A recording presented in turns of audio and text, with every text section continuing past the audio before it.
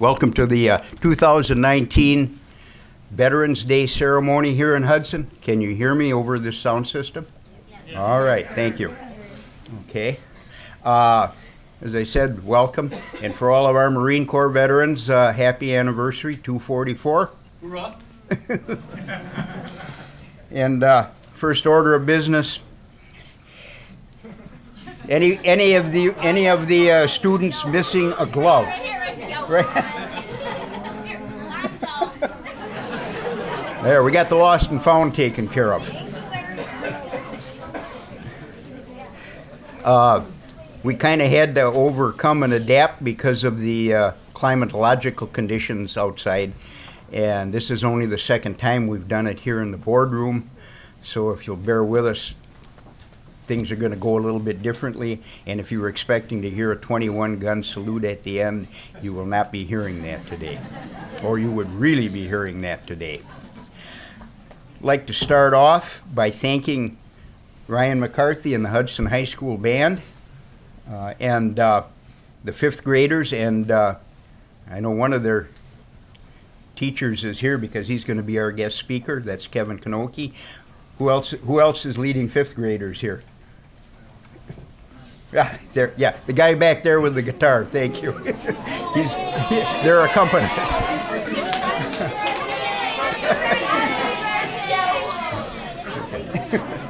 And I'd also like to thank the staff of the St. Croix County Veteran Service Office, Phil Landgraf, Jerry Campbell, and Kathy Leash. They're out taking care of the cookies now. It was touch and go, but the cookies arrived, and that's the most important thing. My name is John Helgesson. I'm the commander of Hudson American Legion Post 50 and a past commander of the Hudson VFW Post 2115. We're going to start out with an invocation by VFW Post 2115 Chaplain David Kavarnas.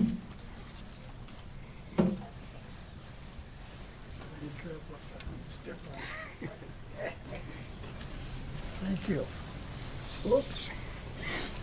Good morning. Good morning. November 11th marks the 100th anniversary of the Armistice Day.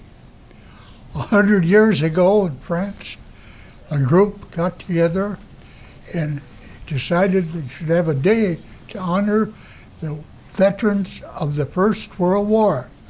And so the first Armistice Day was decided on November 11 at 11 o'clock in 1890.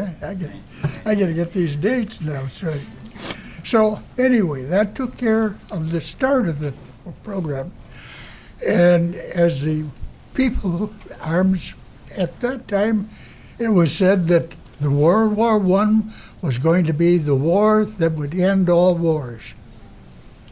We shake our heads at that because as the time went along, all of a sudden we got a World War II. And there were some 17 million people, men and women, in that. And so they changed it to being Veterans Day. I don't have the exact date, but they had it changed. And this was a day that would be honor all living veterans that served in the Army, the Navy, Coast Guard, Marines, Air Force, Merchant Marine, and I don't think I've forgot any of them now. Anyway, those, pardon? Oh, Coast Guard. oh, okay. But anyway, that is what Veterans Day is. It is a remembrance of the people that are all living. And if you think of it now, that the veterans of World War II, Korean veterans, and Vietnam veterans are all eligible to be senior citizens. So now the new veterans that are coming along are all National Guard, reservists, and other units that are activated. Some have been activated and been overseas, some activated in our own area, And if you listen to the news on the hurricanes and the tornadoes and the floods, that's when many of these units are activated. So anyway, we think all should give thanks to those people and remember that their devotion to the duty to our country is our thing to say thanks to you and remember them in all of our prayers. And as God has said to us, everybody and all God's children said, Amen. Thank you, Dave. We'll now have the Pledge of Allegiance followed by the Star-Spangled Banner. If you're able, will you please rise? And either cover your heart or salute as the case may be. I pledge allegiance to the flag of the United States of America and to the republic for which it stands, one nation, under God, indivisible, with liberty and justice for all. We'll now have the Star-Spangled Banner. If you're able, remain standing.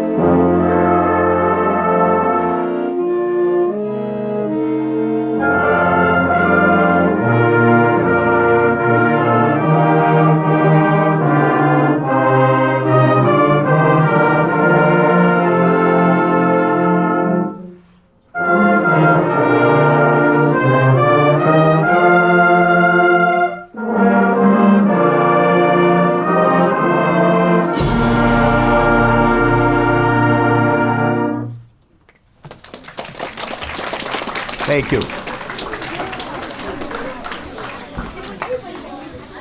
Each summer at Troy Burn Golf Course, there's an event.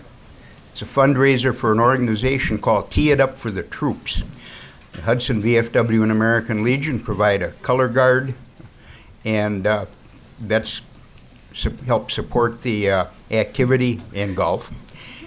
And as a result, at this time of year, there are funds to be distributed for veterans and community service by Tee It Up for the Troops. So I call on Bill Rulo to come on up here, and he has the checks. And he will introduce his new co-chairperson who we just met this morning. Thank you, John. Jerry Johnson is here. Great, thank you. Well, it's really nice. Is this working, or should I use it's it? working. It's really nice to be here, especially considering what last year was like. I've been laying awake for 3 nights just figuring how I was going to stay warm. And, the wind was blowing, the sheet music was going across the parking lot. The old guys with the horns were having trouble keeping the notes, and, it was just uncomfortable. And Mike O'Keefe was blaming that weather on me for the last 4 years, and I'm blaming it on climate change. And, so anyway, it's a lot better to be here this year, and it's very nice to see you. Tee It Up for the Troops was founded in 2005 by a gentleman from New Richmond, Wisconsin, Jim Ball, J.B. Ball. His son, after 9/11, in a fit of patriotism, joined the service to do what he could to protect the country from what he thought was a real terrorist threat. So he got deployed to Iraq, and in this day and age, you've got the internet and cell phones, and he was talking back and forth to his dad, and his dad said, what can I do for you? And he said, I'm all right, Dad. And this would go on and on and on, and pretty soon he said, what can I do for you? And he said, you know what, don't do anything for me, really do something for the guys who are coming home. Well, that was a real large mandate. So JB thought about it. He said, you know what? He said, we'll hold golf events. We'll partner with golf courses to raise money. And part of that money that we raise, the profits from those events, will go to tee it up on a national level. And part of it, half of it, will stay in the local community. So since 2005, Tee It Up for the Troops has been so successful that on a national level, they are now donating $1 million a year. And they do that on a national footprint. Some of the recipients you might have heard of would be Fisher House, their comfort homes at VA hospitals, general hospital, military hospitals at Army bases. It's where families can go and stay free of charge to be near their loved one who's been wounded in action or not in action but injured, on duty, without paying for hotel rooms. Everybody that goes to a Fisher House stays free. And I had a good friend last year who passed away who was at the VA hospital in Minneapolis for a long period of time, and his wife and daughters went there and visited him, and they stayed at the Fisher House there and free of charge. And they said it was great. The hospitality was fantastic. Another not-for-profit that Tee It Up donates to is Disabled Sports USA, or Warfighter Sports. It's a not-for-profit that was organized by Vietnam veterans to assist disabled veterans, not just Vietnam veterans, to learn hobbies such as golf or mountain climbing if they're disabled. You've seen pictures of skiers going down snowy mountainsides with one leg, on one ski, or mountain climbers with no legs, or you get my point. Disabled people who learn a hobby that adds value to their life, that allows them to get more happiness out of life, get up in the morning, things like that. Another one is Intrepid, that is a super sophisticated medical facility in Houston, Texas, for veterans with traumatic brain injuries. But anyway, you get my drift. So half of that money that we generate, and as John was saying, we've partnered with Troy Byrne here for 5 years. The rest of the money, 50% of the profits, stays here in the community. And we have been donating to various 501(c)(3)s, or charitable organizations in the community now for 5 years. I'm going to turn it over to a new person who volunteered this year. She's going to be next year's co-chair of the Troy Byrne event. Her name is Ashley Shorn, and she's going to do the nicest thing you get to do in this event, is give out the money. Good morning, everyone. My name, as Bill said, is Ashley Shorn. I'm originally from River Falls, but my fiance and I now are Hudson residents, so it's exceptionally special to be here today. I work for Valley Companies here in Hudson, a family of Valley Cartage. We had our corporate office back in Lake Elmo for the past 5 years, and just in June we moved back here along the river into a brand new building. One of the focuses of coming back to Hudson with the corporate office was to get more involved in the Hudson community. And Tee It Up for the Troops was one of the programs we for sure wanted to get involved with. It's extremely special. It supports a wonderful cause and touches a lot of hearts, and that's exactly what we're trying to do. So I am very honored to be the co-chair of this program and to work with Bill and Mike and the committee on making it an awesome event every year. So I don't know how I got to be the one to distribute checks, but I'm very happy to do that. So the first one we want to give out is to Duana Bremer from Grace Place. Duana, if you could come up and just say a few words.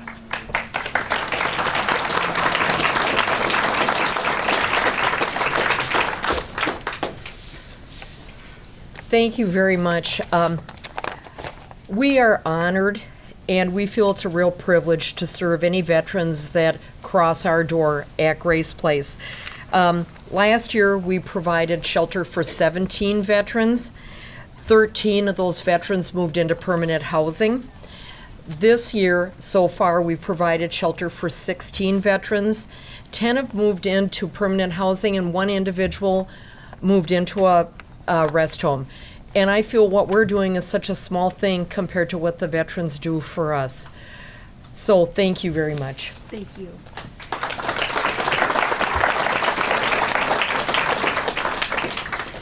The next check we'll be giving out is to Mr. John Helgesson, who is accepting on behalf of American Legion Post 50 here in Hudson. Thank you. The American Legion has various veteran support activities that we take part in. We also sponsor youth baseball in the form of American Legion Baseball for post-high school era students here in the Hudson area. And we also participate in the American Legion County Council Emergency Relief Program. Accepting for VFW Post 2115, Commander Jim Fossey.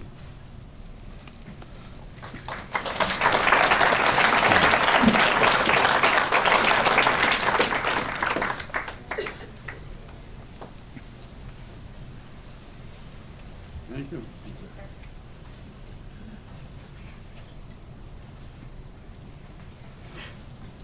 VFW Post 2115, and I happen to be a past commander of that post, uses the funds we raise by selling poppies and this program for veterans relief and certain patriotic-related youth programs.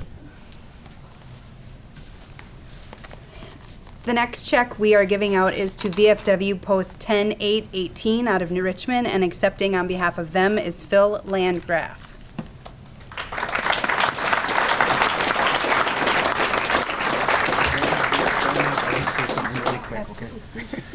We really want to say thank you very much. I'm a member of 10818, and I just wanted to say that I know that you were talking about a lot of the things that you give to nationally, but I know that a lot of the things that you're donating to here locally goes a really long way. And if you guys don't know about Tee It Up for the Troops, I really highly encourage you to look into it, because they're giving real, quite significant dollar figures to local charities and local people. So thank you so much. Really appreciate it on behalf of us.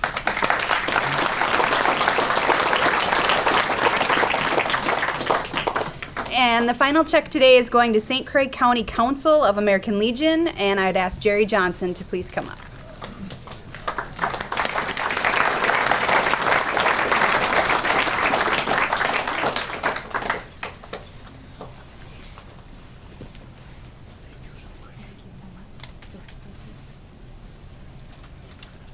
Well, I'm the finance officer for the St. Croix County Council, and I'm the guy who gets to write the checks for the Emergency Relief Fund. So far this year, we've spent over $2,300 helping vets, mostly with rental assistance or car repairs or utility bills. Now, with this check, the generosity from the Tee It Up for the Troops has given us a challenge, because we're getting, I think, too much money in our checking account. So we've already tasked all the other county Legion commanders, the post, And then there's 9 in St. Croix County. I don't know if you know that. But we want all these guys to come up with ideas, and we need to figure out ways to either get more money to the troops individually, the vets, or to organizations that help them, like Grace Place and other things. So on behalf of all the veterans in St. Croix County, I'd like to say thank you. We will put this to good use.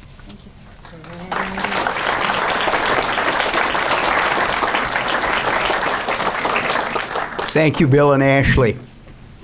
We'll see you next August. Next, we have our guest speaker. The 5th grade kids all know who it is. Kevin Kanoki. Kevin Kanoki is a 5th grade teacher now at Prairie Elementary. He used to be at Willow River Elementary, where he organized their 9/11 ceremony. He is a veteran of the United States Army, Iraq and Afghanistan, or just Iraq? Okay. And he will be our guest speaker this morning.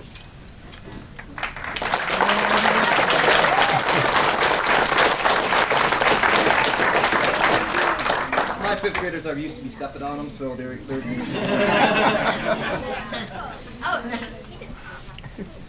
I just want to say real briefly just how incredibly fortunate we are in this community to have the music department and the arts department that we have in this community.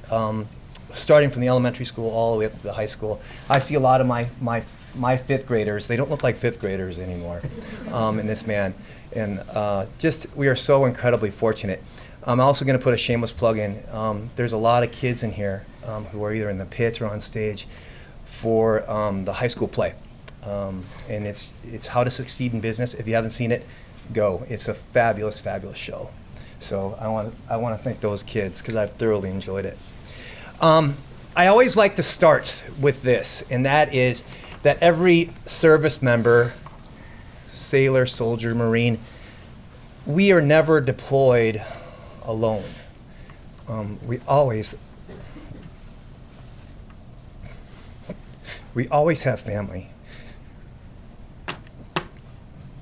So a round of applause for family.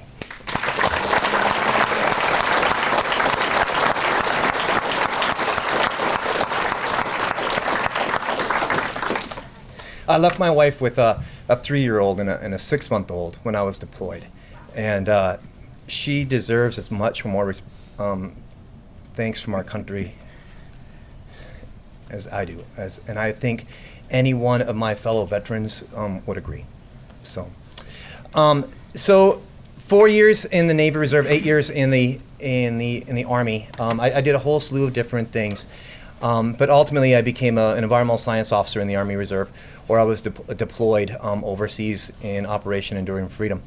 And what I was thinking about, and I actually, my wife can attest to this, I got up at 4 o'clock this morning because I think I knew what I wanted to say, but then at 4 o'clock this morning I said, I know it. I know what I want to talk about.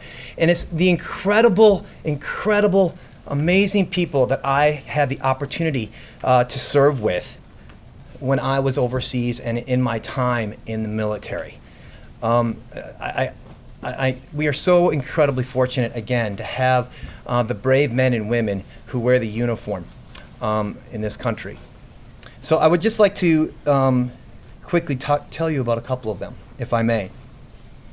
I remember as a young sailor when I went through basic training, there was this really quiet kid. He wanted to be a Navy diver, rescue diver, and he found out that his wife, while we were in basic training, that his wife was killed in an auto accident. He was given leave for 4 days to go home to bury his wife, and then he came back again. And the respect and the space that was given to him by our drill instructors was amazing. And he, as far as I know, might still be a Navy diver to this day. I remember my first NCOIC, and for my 5th graders, and that's the guy who's in charge. That's the guy who orders me around. My first NCO, he was a stickler, and it stuck with me. And he says, "You wear the uniform, and you wear it with pride, because it's an honor and it's a privilege." And so that has stuck with me. that when you put on that uniform, it's an honor. Yes, we are serving our country, but we serve at the honor and the calling of our country. I remember my first command sergeant major, and for those of us who are in the military, command sergeant majors are scary. They're really scary because they have all these stripes and they know everything. And as a second lieutenant, they're really intimidating as a young officer. And he pulled me aside and he said to me, "Hey, Lieutenant," he says, "how's it going?" I said, "I'm okay, Sergeant Major." And he said, "Do me a favor." He says, "Listen to your first sergeants. Listen to your NCOs. They've been there. They've done that. Learn from them." And what valuable experience that was for me, from a position of authority, I didn't have to know all the answers. My sergeants and my NCOs were there for me. I remember a lieutenant colonel when I was in Africa. This was shortly after the USS Cole had been bombed, and I was over in Africa in support of special forces that were operating out of Yemen.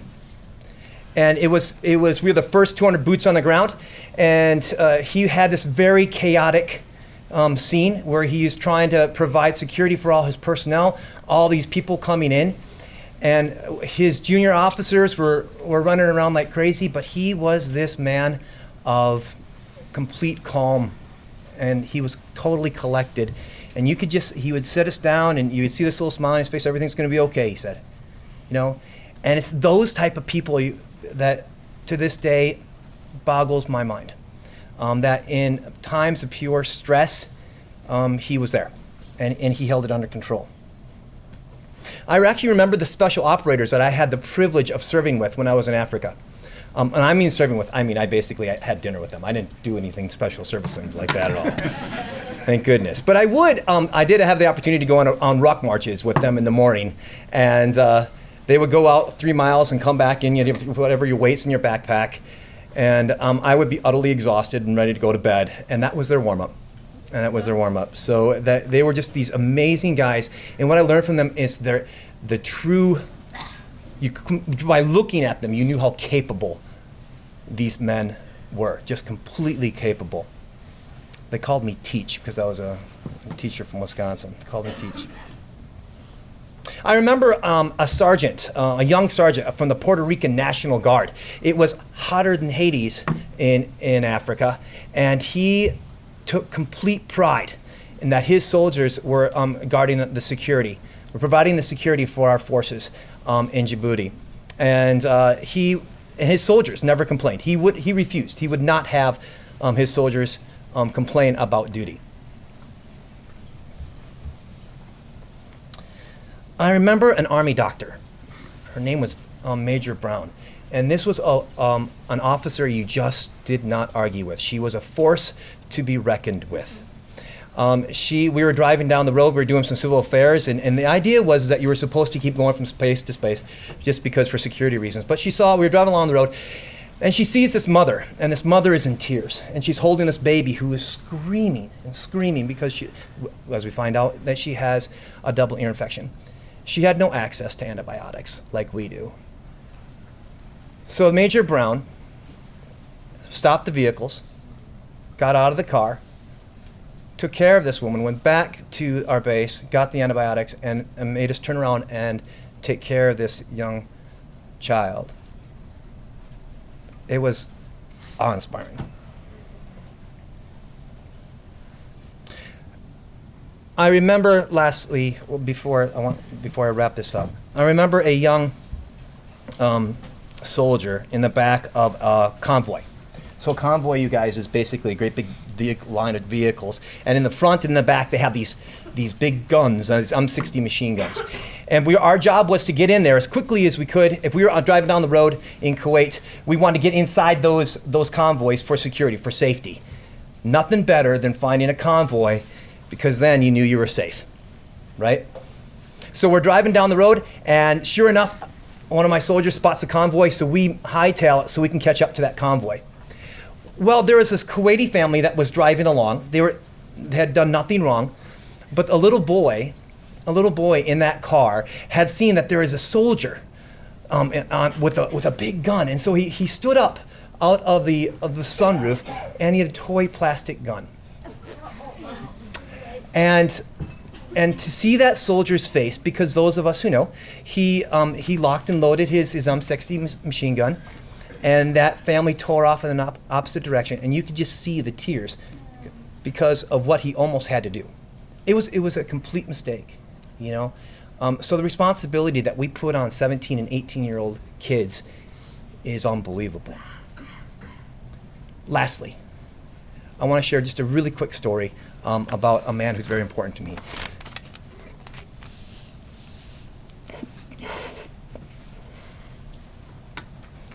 Vietnam vet, a Marine. Hoorah, right? For you Marines, right? 67, 68. Wounded in combat, Purple Heart recipient. He was always super involved with the American Legion and the VFW. It was all about the veterans when he came home. And we knew. He was one of those Marines that he went to every one of the birthday parties. I don't know what it is with you Marines and your birthday parties, but it's crazy. But they go to these birthday parties. But he was so proud of his service. We didn't really fully understand the whole story. The only person who did was his wife, my mother-in-law. We were out in Washington, D.C., and my father-in-law, who was really sick at this time, and I'll tell you in a minute why, he said, I have to find this man. I have to find this soldier on the Vietnam Wall Memorial. And so we ultimately find this man's name. And we said, okay, so Craig, tell us why. Why is he so important? What is it about this man? He says, I was 2 weeks from going home. I guess he was short, I guess is what they would refer to it as. He was short from going home. And his buddy said, you know what? You're not going out in the bush tonight. I'm staying. I'm going. You're staying. Well, we know how the story ends. His buddy didn't come home. He was killed that night in the foxhole that my father-in-law should have been in.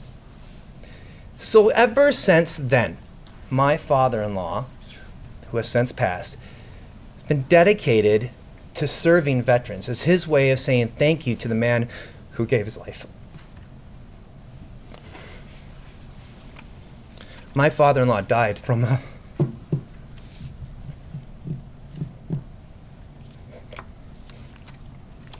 I like to say, or I don't like to say, he was mortally wounded in Vietnam. He was sprayed by Agent Orange and has since passed as a result.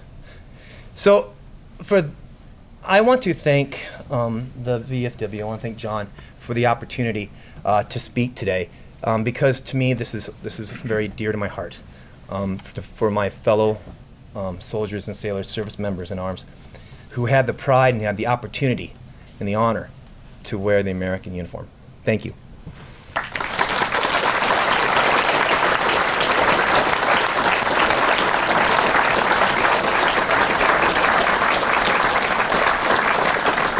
Thank you, Kevin.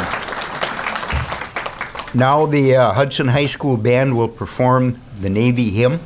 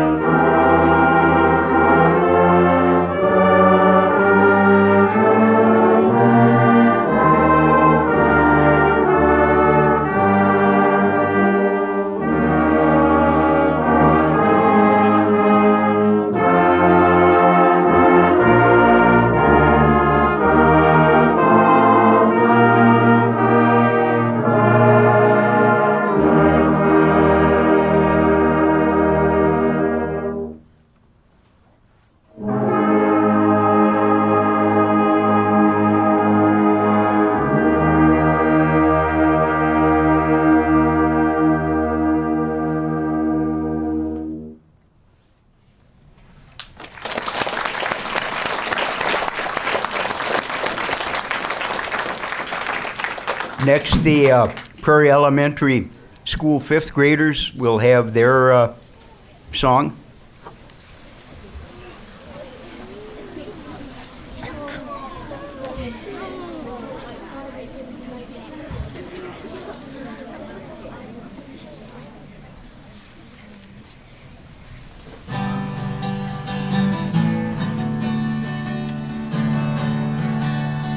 Thank you for your service.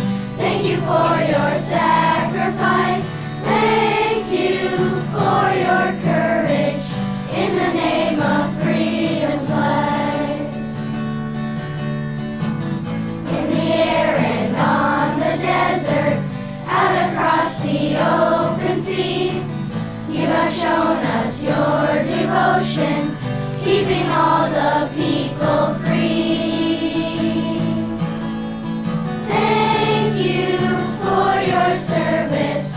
Thank you for your sacrifice. Thank you for your courage in the name of freedom's light. From the fields of Southeast Asia to the shores of Tripoli, from the hills of Iwo Jima to the sands of Normandy. Thank you for your service. Thank you for your sacrifice. Thank you for your courage in the name of freedom's light. When oppression brought its darkness, you were there to heed the call. Set aside your fear and fortune to ensure justice for all. Thank you for your service. Thank you for your sacrifice. Thank you for your courage in the name of freedom's light. You have stood by all the people as they gaze on freedom's face. You have lifted all the voices, crying out for peace and grace. Thank you for your service. Thank you for your sacrifice. Thank you for your courage in the name of freedom's light.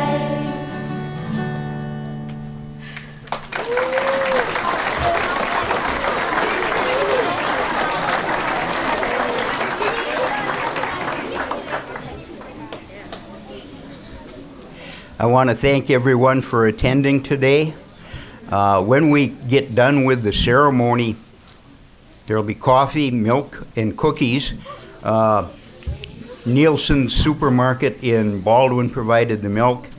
The cookies were purchased by Hudson VFW Post 2115 and include a donation from Best Made Cookies in River Falls.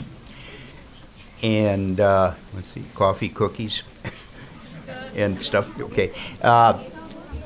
We're going to end with an invocation by Chaplain Kavarnis, followed by a moment of silence, and then taps by the Hudson High School Band, and then it will be milk and cookies.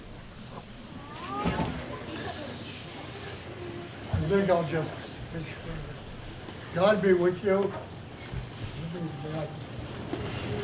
Find his counsel guide uphold you.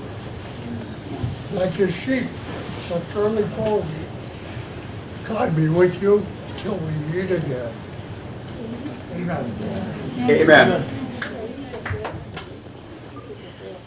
Would you please stand for a minute of silence and then for taps?